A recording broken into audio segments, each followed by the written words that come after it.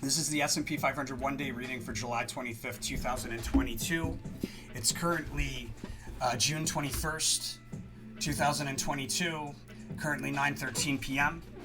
The overall theme and behavior for the day of the 25th is going to be the revisiting of a crest that was a recent past opportunity, and we'll revisit it with in the midst of some erratic behavior back and forth through the same price level. Behavior out of the high, there's going to be multiple headwinds pushing us lower off of the high, and looks like we'll reach the low of the day after selling from a overbought peak. Overbought on the RSI, guys, is 80 or above, or it could be relative. It could be low relative to the S&P. You'll have to look at the RSI. All right, let's see. So we want to trade around successfully creating new support out of old resistance and a piece of news that comes out here. In the pre-market, we have a move higher followed by a retracement back down, or a move higher through resistance followed by a retracement back down through the same price level. And we revisit a support level that was a good opportunity, recently a good opportunity. We revisit that support level in a period of sideways rotation when we have a sharp dip in that period of rotation. In the first half hour, there's a fast sudden move higher. We move along a diagonal trend line, and then we have a fast sudden move higher again between roughly 10 and 11, and that marks the end of a rally, and we break down through that diagonal trend line with increasing volatility on the way down.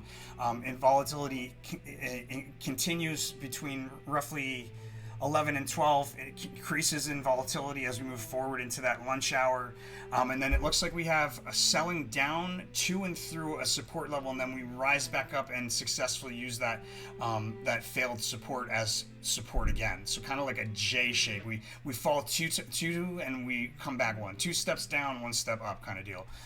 Between roughly 1 and 2 o'clock, we have a notable dip within a period of volatility and a resistance level that's highlighted right around the 2 o'clock hour.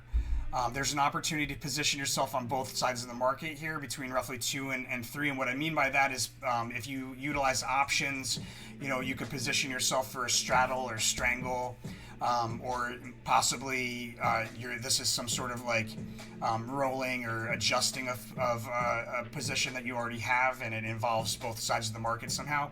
But that opportunity there, position roughly between 2 and 3 around a resistance level, and there's some volatility in there. We have a high correlator for the day there. Looks like at the end of the day. Oh, and we've got a congruency I just noticed. So the the Prince of Swords card here is also the overview card on the 1 month overview. I like to notate congruencies like that with see-through or translucent blue. So this is the theme card when we look at the 1 month.